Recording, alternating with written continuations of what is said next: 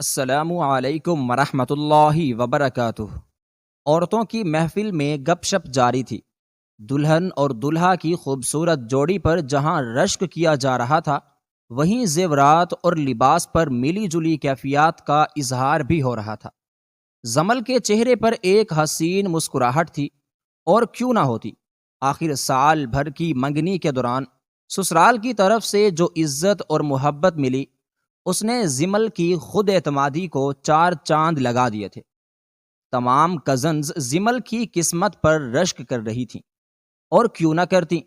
وہ ایک مختصر مگر شاندار فیملی کے اکلوتے بیٹے کی دلہن بن گئی تھی۔ جاسم، جو دو بہنوں کا لاڈلا اور سب کا چہیتا تھا، بہنوں سے چھوٹا تھا، اور دونوں بہنیں اپنی اپنی زندگیوں میں خوش تھیں۔ جاسم کے گھرانے میں کل 3 افراد تھے: ساس، سسر اور جاسم خود، جبکہ زمل ایک بڑی جوائنٹ فیملی سے تعلق رکھتی تھی، جہاں ہر وقت گھر میں ایک بارات کا سما رہتا تھا۔ زمل کے والد کے 6 بھائیوں کی بڑی فیملی تھی، اور ہر وقت کسی نہ کسی کا مہمان آنا جانا لگا رہتا تھا۔ زمل کی 4 بڑی بہنیں بھی اکثر اپنے بچوں سمیت بھائیوں کے گھر مقیم رہتی تھیں۔ ایسے ماحول میں زمل کا گریجویشن مکمل کرنا کسی معجزے سے کم نہیں تھا۔ رشتے کے لیے جاسم کو دیکھ کر زمل نے زیادہ وجاہت کی امید تو نہیں کی تھی، لیکن اس کی شرافت اور سادگی نے سب کو متاثر کیا۔ یہ شادی مکمل طور پر ایک ارینج میرج تھی۔ جاسم اور زمل نے سب کی رضامندی سے ایک دوسرے کو صرف ایک بار دیکھا، تاکہ شرعی تقاضے پورے ہو سکیں۔ زمل اپنے گھرانے کی سب سے بڑی اولاد تھی، اور اس کے قریب تمام کزنز اس سے چھوٹے تھے۔ یوں بہت خوبصورت انداز میں اس کی منگنی جاسم کے ساتھ طے پا گئی۔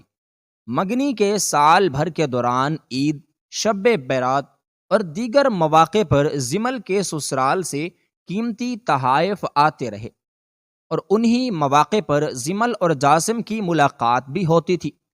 زمل کی والدہ نے پہلے ہی واضح کر دیا تھا کہ شادی سے پہلے فون پر بات چیت یا اکیلے ملاقات کی اجازت نہیں ہوگی۔ والدہ نے جاسم کو بھی باور کرایا تھا کہ زمل جیسی بہو ڈھونڈنے میں انہوں نے کافی محنت کی ہے، اور وہ کسی قیمت پر اس رشتے کو خراب کرنے کا تصور بھی نہیں کر سکتی۔ جاسم نے والدہ کی خواہش کا احترام کیا، لیکن اس دوران جو قربانی جاسم نے دی، اس کا اندازہ صرف وہی کر سکتا تھا۔ چاہتے ہوئے بھی جاسم اس کیفیت کو سمجھ نہیں پا رہا تھا جس سے وہ گزر رہا تھا۔ وہی جانتا تھا کہ اس وقت وہ کن مشکلات سے دوچار ہے۔ ایک ہی وقت میں وہ وہاں پر موجود بھی تھا اور غیر موجود بھی۔ جب بھی کوئی مہمان آ کر سلامی کی رسم ادا کرتا تو اسے زبردستی مسکرانا پڑتا۔ وہ اپنی اضطرابی کیفیت پر قابو پانے کی کوشش کر رہا تھا، لیکن شاید وہ ناکام ہو رہا تھا۔ لیکن جہاں دیدہ نظروں نے اس کی پریشانی کو بھانپ لیا تھا، وہ چھپائے نہیں چھپ رہی تھی۔ تقریب میں بہترین کھانا، خوبصورت سجاوٹ، شاندار وائٹنگ ہال اور دلہن والوں کی بے پناہ پذیرائی کا اہتمام کیا گیا تھا۔ قیمتی تحائف سے گھر بھرا ہوا تھا، اور سلامی میں جاسم کو ایک قیمتی گاڑی بھی دی گئی تھی۔ لیکن پھر بھی وہ اتنا مضطرب کیوں تھا؟ اور اسی کمرے کی ڈیزائن و آرائش بے حد شاندار تھی۔ نئے پردے، قیمتی فرنیچر اور پھولوں کی خوشبو ہر طرف پھیلی ہوئی تھی۔ بیڈ سے دروازے تک گلاب کی پتیاں بچھائی گئی تھی، جن پر قدم رکھتے ہی زمل نے ایک خوبصورت جیسا احساس پایا۔ رسموں کے مختصر سلسلے کے بعد زمل کی نندوں نے اسے کمرے تک جا پہنچایا۔ کمرے میں سفید پھولوں اور گلابوں کی خوشبو زمل کی مہندی اور پرفیوم کی مہک کے ساتھ مل کر ایک سرور انگیز فضا پیدا کر رہی تھی۔ زمل نے اپنے بھاری لہنگے کو بیڈ پر پھیلایا اور جہیز کے ساتھ آئی ہوئی خوبصورت سنہری تکیے سے سر ٹکا لیا۔ اس کے دل میں خوشی اور جوش کے ملے جلے جذبات تھے۔ وہ اس لمحے کا انتظار کر رہی تھی جب وہ جاسم کے ساتھ وہ سب باتیں کریں گی جو اس نے منگنی کے عرصے میں اپنے دل میں جمع کر رکھی تھی۔ جاسم کے آنے کی آہٹ سن کر زمل سیدھی ہو کر بیٹھ گئی۔ جاسم کو معلوم تھا کہ اندر اس کی خوابوں جیسی دلہن اس کا انتظار کر رہی ہے۔ وہ دھیرے دھیرے چلتا ہوا بیڈ کے قریب آیا، لیکن زمل کے معصوم حسن نے اس کی توجہ کو اپنی طرف مبذول کر لیا۔ وہ بے اختیار بیڈ کے پاس بیٹھ گیا اور دھیرے سے زمل کا ہاتھ تھام لیا۔ اچانک جیسے کوئی خیال اس کے ذہن میں آیا، اس نے اپنی شیروانی کی جیب سے ایک دل کی شکل کی مخملی ڈبیا نکالی۔ ڈبیا کھول کر اس میں موجود خوبصورت انگوٹھی نکالنے لگا، لیکن اگلے ہی لمحے وہ زمل کے حسن کے سحر سے جیسے باہر نکل آیا۔ انگوٹھی پہنانے کے بجائے اس نے انگوٹھی زمل کے قدموں کے قریب گرا دی اور بغیر کچھ کہے الٹے قدموں کمرے سے باہر نکل گیا۔ زمل حیران و پریشان کبھی انگوٹھی کو دیکھتی تو کبھی کھلے دروازے کی طرف، جہاں سے ابھی جاسم عجیب انداز میں نکل کر گیا تھا۔ پہلی رات کی یہ فسونخیز گھڑیاں دھیرے دھیرے بیت گئیں۔ زمل جو اس غیر متوقع رویے سے ششدر تھی، آہستہ آہستہ رونے لگی۔ روتے روتے اسے معلوم ہی نہیں ہوا کہ کب رات بھی ختم ہو گئی اور کب صبح کی روشنی نمودار ہوئی۔ زمل کی آنکھ کھلی تو دروازے کی مسلسل دستک نے اسے چند لمحوں کے لیے ایک عجیب سی گہری سوچ میں ڈالا۔ وہ کچھ دیر کے لیے بھول گئی تھی کہ وہ کہاں ہے اور رات کو کیا ہوا تھا، لیکن اگلے ہی لمحے اس کی نظر بیڈ پر اور دائیں جانب جاسم پر پڑی۔ اس نے دھیرے سے جاسم کا کندھا ہلایا جو گہری نیند میں نہیں تھا، اور فوراً جاگ گیا۔ اس نے دروازے کی طرف اشارہ کیا جہاں مسلسل دستک ہو رہی تھی۔ آپ دروازہ کھول دیں، میں واش روم جا رہی ہوں۔ رات کو جو بھی ہوا تھا، اس کے پیچھے جو بھی راز چھپے تھے، بہرحال وہ اپنا تماشا نہیں بنوانا چاہتی تھی، اس لیے اس نے اپنے لہنگے کو سنبھالا اور واش روم کی طرف بڑھ گئی۔ وہ نہیں چاہتی تھی کہ کوئی اس کی رات والی حالت میں دلہن کے روپ میں دیکھے۔ جاسم جو نہ جانے کب واپس آ کر سو گیا تھا، شاید صبح تک وہ سونے کی کوشش ہی کر رہا تھا۔ زمل سوچتی ہوئی واش روم پہنچی اور وہاں جا کر اپنی آنکھوں پر پانی کے چھینٹے مارنے لگی۔ رونے اور پھر جاگنے کی وجہ سے اس کی آنکھیں مسلسل سوجی ہوئی تھیں اور وہ کوشش کر رہی تھی کہ اس کا بوجھ کم ہو سکے۔ شام کو ولیمے کی تقریب مارگلا کی پہاڑیوں کے درمیان عالیشان ہوٹل میں منعقد تھی، اور سب اس شادی کی یادگار تقریبات کی تعریف بھی کر رہے تھے۔ ذیل کے سارے خاندان کے چہروں پر فخریہ مسکراہٹ تھی اور زمل کے والدین تو پھولے نہیں سما رہے تھے۔ کل کی نسبت آج جاسم نے اپنے آپ پر قابو پا لیا تھا، لیکن بے انتہا خوبصورت میک اپ، مہنگے اور خوبصورت لہنگوں اور بے شمار جیولری کے باوجود وہ پریشان دکھائی دے رہی تھی۔ اس کی کزنز اس سے چھیڑ چھاڑ کر رہی تھی تو وہ زبردستی کی مسکراہٹ اپنے ہونٹوں پر سجا کر انہیں مطمئن کرنے کی کوشش کر رہی تھی۔ نہ چاہتے ہوئے بھی وہ وہی چیزیں پہن رہی تھی جو کل جاسم نے اسے پہنانے کی بجائے اس کے قدموں کی نظر کر دی تھی۔ اس نے یہ سب کچھ اس لیے پہن لیا تھا کیونکہ وہ یہ سب جانتی تھی کہ سب اسے منہ دکھائی کے تحفے کے طور پر لازمی کچھ پوچھیں گے۔ جب جاسم کی پسند کی تعریف کر ہی رہی تھی، اس کی انگوٹھی بہت ہی نازک تھی اور اس میں جڑے ہوئے ڈائمنڈ کی چمک ہر چیز پر حاوی ہو رہی تھی۔ شاید اس کی چمک میں ہی زمل کے آنسو بھی چھپے ہوئے تھے۔ ایک اجنبیت کی دیوار ہے سامعہ جو ہم دونوں کے درمیان ہے اور وہ ہٹ ہی نہیں پا رہی۔ آج اس نے دل کڑا کر کے اپنی قریبی دوست سے فون پر بات کی۔ کیا تم دونوں بھی اسی طرح رہ رہے ہو؟ سامعہ ساری تفصیلات سن کر شدید جھٹکے میں آ گئی۔ نہیں یار، شادی کے ان دنوں میں تو احمد مجھے اپنی نظروں سے اوجھل ہی نہیں ہونے دیتے تھے، حتیٰ کہ جہاں بھی میں جاتی وہ بھی میرے پیچھے ہی رہتے تھے۔ بعض اوقات تو میری ساس کو بھی برا لگتا تھا کہ لڑکا بیوی کے پیچھے دیوانہ ہو گیا ہے، اور تو اور مجھے میکے بھی لے جاتے ہیں۔ اب تک روزانہ وہ گجرے لاتے ہیں، خود اپنے ہاتھوں سے پہنانا، اور جب میں تیار ہوتی ہوں تو سامنے ڈریسنگ ٹیبل پر بیٹھ کر مجھے دیکھتے رہتے ہیں۔ کئی بار تو میں ان سے ناراض بھی ہو جاتی ہوں، انہیں جھنجھلا کر زبردستی کمرے سے باہر نکالتی ہوں، لیکن وہ پھر بہانے سے واپس آ جاتے ہیں۔ اب 2 سال بعد اتنی دیوانگی تو نہیں ہے، مگر ابھی بھی جب کمرے میں آتے ہیں تو مجھے ڈھونڈتے ہیں، اور جب تک باہوں کا حصار نہ ڈالیں فریش نہیں ہوتے۔ سامیہ آگے کچھ اور کہتی، مگر شرم کے مارے رک گئی۔ تو اس کا مطلب یہ ہے کہ کچھ تو ہے جو غلط ہے۔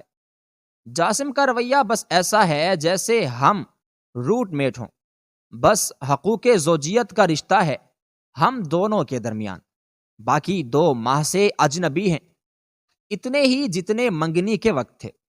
مجھے نہیں پتا جاسم کو کیا ہوا، اس نے سرد آہ بھری، اور دوسری طرف سامیہ کو بھی تشویش ہونے لگی۔ کیا پتا تمہیں کوئی نفسیاتی مسئلہ محسوس ہو رہا ہو؟ ہرگز نہیں۔ اگر ایسا ہوتا تو منگنی کے وقت جاسم کی طرف سے کارڈ، چاکلیٹس، آنکھوں میں اشتیاق کا جہان آباد رہتا تھا۔ تو پھر تم سوچو، منگنی سے شادی تک کے عرصے میں کچھ تو ایسا ہوا ہے جس نے جاسم کو بدل کے رکھ دیا۔ تم اکیلے میں سوچو کہاں پہ غلط ہوا، یا پھر خدا نہ خواستہ کوئی اور لڑکی۔ سامیہ نے بہت ہی اپنی بات ادھوری چھوڑ دی۔ زمل نے اپنا فون بند کر دیا اور سوچنے لگی کہ کیا ہوا ہوگا جس نے جاسم کو بدل ڈالا۔ سینے جاسم نے زمل کی جانب غور سے دیکھا۔ اگر وہ اپنے خول میں بند تھا تو زمل نے بھی اسے چھیڑنے کی کوشش نہیں کی تھی۔ پھر کیا تھا جو وہ آج اسے اتنے استحقاق سے مخاطب کر رہی تھی؟ اس نے عجیب انداز میں اسے دیکھا، گویا پوچھ رہا ہو، کیا کہتا ہے آنکھوں سے؟ کہنے کی بجائے آپ مجھے منہ سے بھی پوچھ سکتے تھے، لیکن آپ ایسا رویہ کیوں رکھتے ہیں مجھ سے؟ زمل روحانسی ہو گئی، اس کے اعصاب جواب دے رہے تھے، بولو کیا کہنا ہے تمہیں؟ مجھ سے کچھ نہیں کہنا۔ میرے خیال میں نے تمہاری ساری ضروریات اور خواہشات کو پورا کرنے میں کوئی کمی نہیں رکھی۔ پھر بھی اگر تمہیں مجھ سے کوئی گلہ ہے یا کچھ محسوس ہوتا ہے تو وہ بھی بتا دو۔ اس کے لہجے میں صدیوں کی تھکن تھی، جیسے کسی مسافر کو منزل کے درمیان راستہ بھول جائے۔ اسے پہلی بار لگا کہ جاسم پریشان ہے، لیکن آخر کس بات سے؟ جاسم، ہم کہیں ہنی مون کے لیے نہیں گئے ہیں، سب مجھ سے پوچھ رہے تھے۔ تم لوگ گھومنے پھرنے کے لیے کیوں نہیں گئے؟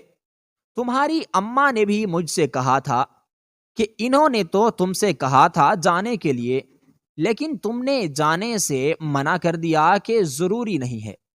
ہاں، میں نہیں سمجھتا کہ یہ ضروری ہے، اور اگلے ہفتے سے میں اتوار کو بھی گھر میں نہیں رہوں گا، نہ ہی عام دنوں کی طرح شام کو جلد گھر آؤں گا۔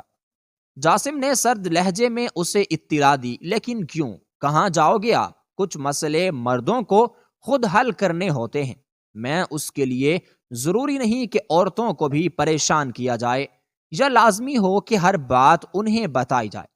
تمہارے لیے اتنا کافی ہے کہ میں تمہاری کسی ضرورت سے غافل نہیں ہوں۔ بہت جلد شاید تمہیں لے جاؤں گا انشاءاللہ۔ اب سو جاؤ۔ یہ کہتے ہوئے جاسم نے لیمپ کی لائٹ بند کر دی اور کروٹ بدل کر لیٹ گیا۔ اس کے رویے پر زمل دیر تک سوچتی رہی، لیکن اس بے دردی کی بے خبری پر اسے جی بھر کے غصہ آیا، مگر خاموشی سے آنسو بہانے کے علاوہ اور کوئی چارہ بھی تو نہیں تھا۔ شادی کے 9 ماہ بعد بھی وہ دونوں دوست نہ بن سکے تھے، نہ ہی وہ جان پائی تھی کہ آخر کیا وجہ ہے جو جاسم آج بھی سرد مہری دکھا رہے ہیں۔ انہی دنوں بڑے چاچو کی عبیرہ کی شادی کا غلغلہ اٹھا، اس کی مایوں کی تقریب بھی تھی۔ جاسم نے تو آنے سے معذرت کر لی تھی، لیکن اسے اچھی خاصی رقم دے دی تھی تقریب کی شاپنگ اور لین دین کے لیے۔ وہ جانتی تھی جاسم کی مصروفیات، کہ وہ رات کو 11-12 بجے سے پہلے گھر نہیں آ پاتا تھا، اور چھٹی کے دن بھی اسے شام کو جانا ہوتا تھا۔ سسرال میں سب اچھے تھے، نندیں بہت کم میکے آتی تھیں اور ساس سسر بہت محبت کرنے والے تھے۔ بس جاسم میں والہانہ پن نہیں رہا تھا، اس نے بھی کڑنا نہیں چھوڑا، بس سمجھوتا کر لیا تھا۔ اس نے بھی روم میں داخل ہو کر ویسی ہی رونق محسوس کی جیسی اس کی منگنی پر ہر طرف تھی۔ لڑکے کی تصویر وہ دیکھ چکی تھی، وہ بہت ہینڈسم تھا اور اس کی زندگی کو پرسکون دیکھ کر وہ عبیرہ کے لیے بھی ویسے ہی گھرانہ دیکھنا چاہتی تھی۔ لڑکا اپنے والدین کی اکلوتی اولاد تھا، نہ کوئی بہن تھی نہ ہی اس کا کوئی بھائی تھا۔ وہ گھر کو سجا کر اب تک مکمل طور پر تیار تھے۔ لڑکے کے لیے تحائف کا ڈھیر تھا، بالکل ویسے ہی جیسے جاسم کے لیے سب لوگ لائے تھے۔ وہ خاموشی سے دیکھ رہی تھی تو اسے احساس ہوا کہ بڑی فیملی بھی ایک نعمت سے کم نہیں ہے۔ بے شک چھوٹی فیملی میں سکون زیادہ اور مسائل کم ہوتے ہیں، لیکن کیا اس کی نندوں کی شادی میں بھی اسی طرح رونق ہوئی ہوگی جتنی کہ اس کے میکے میں لڑکے کی شادی میں ہوئی تھی؟ ہرگز نہیں۔ وہ تو شادیوں کی سادگی بھی دیکھ چکی تھی، بہت ہی سادگی اور خاموشی سے شادیاں کی جاتی تھیں۔ مختصر مہمانوں کے ساتھ گھر میں ہی مائیوں اور بارات بھی آ جاتی تھی۔ لڑکے والوں کے آنے کا شور اٹھا تو وہ بھی نوٹوں والا ہار اور گلاب کی پتیوں والی پلیٹ اٹھا کر سامنے سے آتے۔ 3 لوگوں کو دیکھ کر آج پہلی بار اسے بہت عجیب لگا، لیکن سر جھٹک کر آگے بڑھ کر استقبال میں مشغول ہو گئی۔ تقریب بہت جلد اختتام پذیر ہو گئی۔ چچی کا موڈ سخت آف لگ رہا تھا، وہ ایک ایک کا منہ دیکھ رہی تھیں۔ بڑی چاچی بازید تھیں کہ منگنی توڑ دی جائے، لیکن بڑے چاچا اور زمل کے ابو کو یہ غیر مناسب لگ رہا تھا۔ منگنی کی حیثیت ہی کیا ہے؟ شرعی طور پر تو کچھ بھی نہیں ہے۔ بھائی صاحب بڑی چاچو نے ابو کو ہم نوا بنانے کی کوشش کی۔ بھائی کی بات منگنی کی شرعی حیثیت کی نہیں، زبان کی ہے۔ یہ سب تو منگنی سے پہلے سوچنا چاہیے تھا۔ منگنی پر ایک ٹوکر مٹھائی کا ایک جوڑا اور ایک سونے کی چمکدار انگوٹھی لا کر وہ لوگ یہ بتا رہے تھے کہ ہم نے تو یہ بھی آپ کے لیے کیا ہے، ورنہ ہم تو رسم و رواج کے قاتل ہی ہیں۔ اب یہ بھی کوئی بات تھی جو بڑی بی نے کر ڈالی۔ چچی نے منہ بسورتے ہوئے کہا، ٹھیک ہی تو کہہ رہی ہے مبشرہ، دیکھیں تو ہمارے تو گفٹ ہی ہزاروں کے تھے، بچے نے بھی دیے، کھانا الگ اپنا سارا بنوایا، اوپر سے لڑکے کے لیے ہیرے کی انگوٹھی 4 جوڑے، وہ بھی برانڈڈ۔ کچھ اندازہ ہے صرف گفٹ پر ہی کتنا کچھ کیا ہم نے، اور ان لوگوں نے تو منگنی کو ڈھنکی بنا دیا۔ زمل کی امی نے بھی چچی کی حمایت میں تابڑ توڑ حملے کیے۔ جمیلہ خانم، یہ سب آپ نے اپنی مرضی سے کیا، آپ کو ان لوگوں نے یہ سب کرنے کے لیے تو نہیں کہا تھا۔ نا جی، میں نے تو پھر آگے کی باتیں بھی کر لی ہیں کہ ابھی سب بات صاف ہو جائے۔ ہم بیٹی کو اتنا زیادہ جہیز دیں گے تو ان کو بھی 50 تولے سونا ڈالنا ہوگا۔ زمل کے لہنگے لاکھوں کے تھے تو عبیرہ کے سسرالیوں کو تو اس سے بڑھ کر کرنا ہوگا۔ بڑے ہوٹل میں ولیمہ ہوگا، ہم بھی تو بارات برداشت کریں گے نا بڑے سے ہوٹل میں۔ انہوں نے تو سرے سے انکار کر دیا۔ بڑے میاں بولے، ہم شادی بہت سادگی سے کریں گے، جتنی ہماری توفیق ہوگی اتنا ہی خرچہ کریں گے۔ یہ بھی کوئی بات ہے؟ مجھے نہیں کرنی ان لوگوں میں۔ عبیرہ کی شادی سب سن لیں۔ عبیرہ جو زمل کے پاس ساکت بیٹھی تھی، اٹھ کر آنسو روکتی اندر کو بھاگی۔ دیکھو بیگم، ان کی بات بھی ٹھیک ہے، اگر ہم اتنا زیادہ خرچہ کرتے ہیں تو اپنی مرضی سے کر رہے ہیں۔ ان لوگوں نے تو جہیز سے بھی منع کر دیا تھا، اور ہم پر یہ سب اس لیے یہ چیزیں بوجھ نہیں بنتی ہیں کہ ہم سارے بہن بھائی شادی کا خرچ مل کر کرتے ہیں، بانٹ لیتے ہیں آپس میں۔ آپ کو یاد تو ہوگا زمل کی دفعہ ہم نے عیدیاں بھی اسی طرح شاندار طریقوں سے بھیجی تھی، کیونکہ ہم جوائنٹ فیملی میں یہ سب کچھ مل کر کر لیتے ہیں، جبکہ وہ لوگ اپنے اوپر انحصار کر کے جو کرتے ہیں کر سکتے ہیں وہ کریں گے۔ چچا نے دھیرے سے چچی جان کو سمجھایا، لیکن زمل کے سسرال والے بھی تو مختصر فیملی کے لوگ تھے، انہوں نے تو سب کام ہماری مرضی کے مطابق کر دیے تھے۔ چچی جان نے احتجاج کیا، آپ بھول رہی ہیں کہ سونے کی بات پہ زمل کے سسرال والے بھی پریشان ہو گئے تھے۔ انہوں نے بھی کہا تھا کہ ہمارے پاس اتنا تو نہیں ہے۔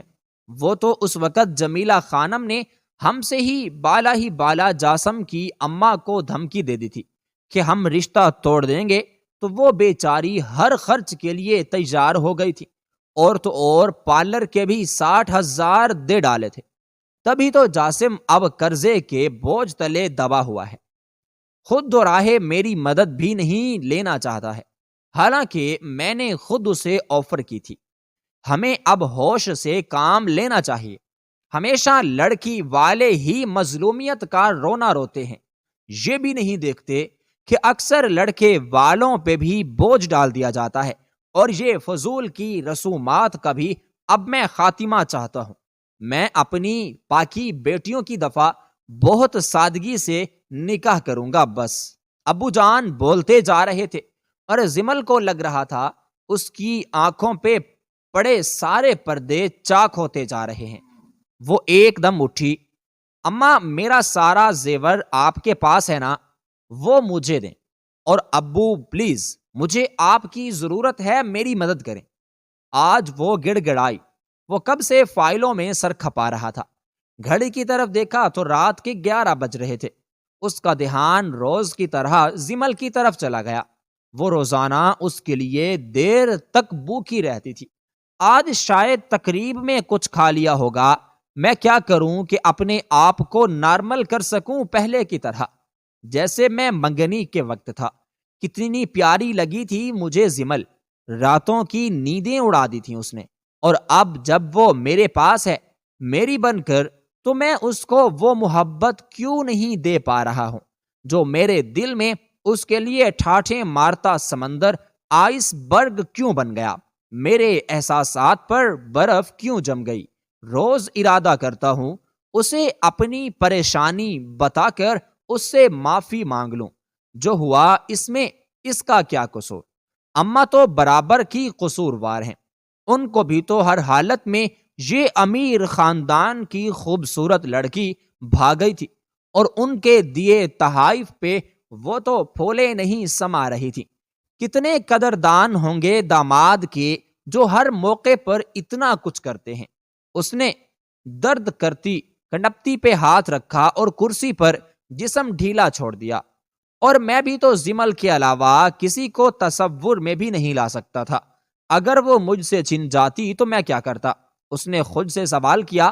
ہرگز نہیں، میں اس کو نہیں کھو سکتا تھا، نہ اب اسے تکلیف دے سکتا ہوں۔ بہت جلد یہ لاکھوں کے ہی صحیح میں قرض اتار دوں گا، پھر مجھے کوئی پریشانی نہیں ہوگی۔ پھر میں اپنی زمل کے لیے وہی جاسم بنوں گا جس سے اسے محبت کا والہانہ اعتبار چاہیے۔ میں آج ہی اسے سب بتا کر معافی مانگ لوں گا کہ غلطی اس کی نہیں ہماری بھی ہے۔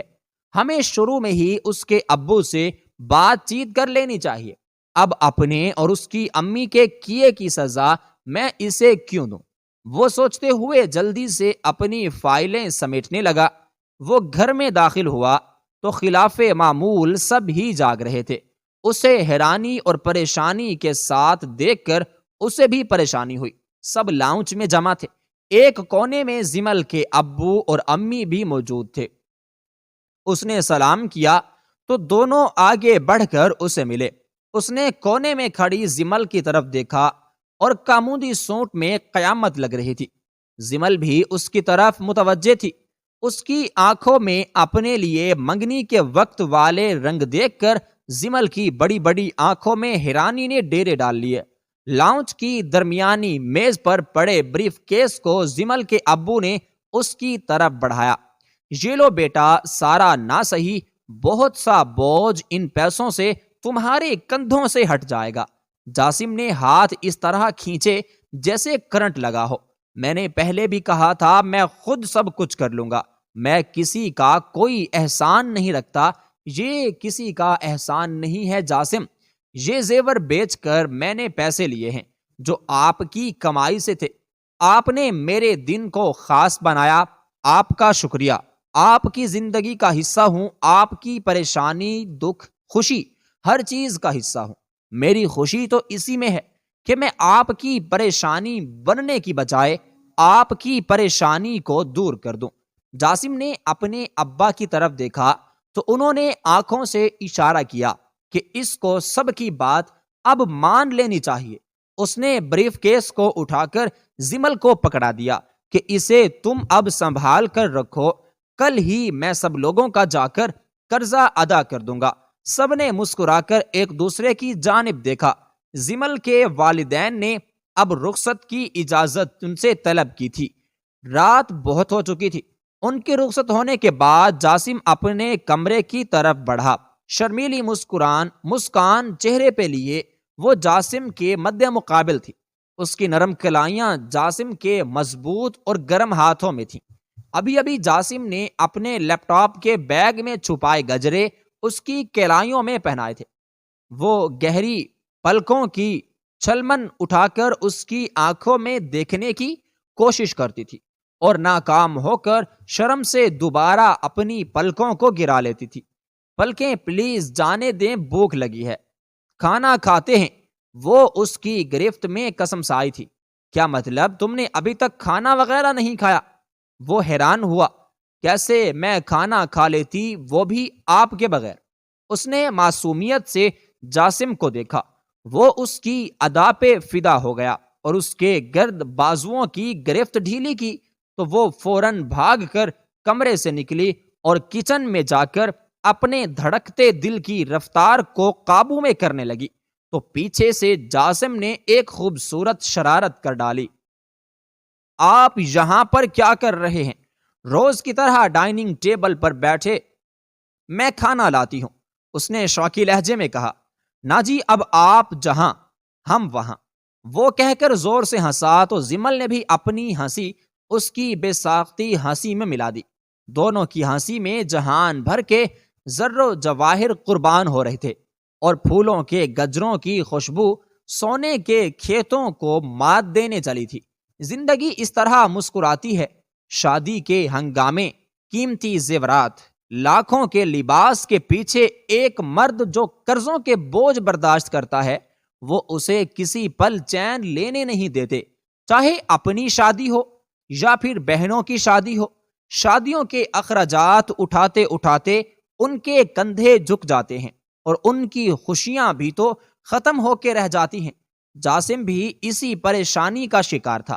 شادی کے دوران وہ قرضوں میں ڈوب چکا تھا اور دل ہی دل میں اسے زمل کے والدین سے بھی کافی حد تک شکایت تھی، جنہوں نے اسے قرضہ لینے پر کافی حد تک مجبور کر دیا تھا۔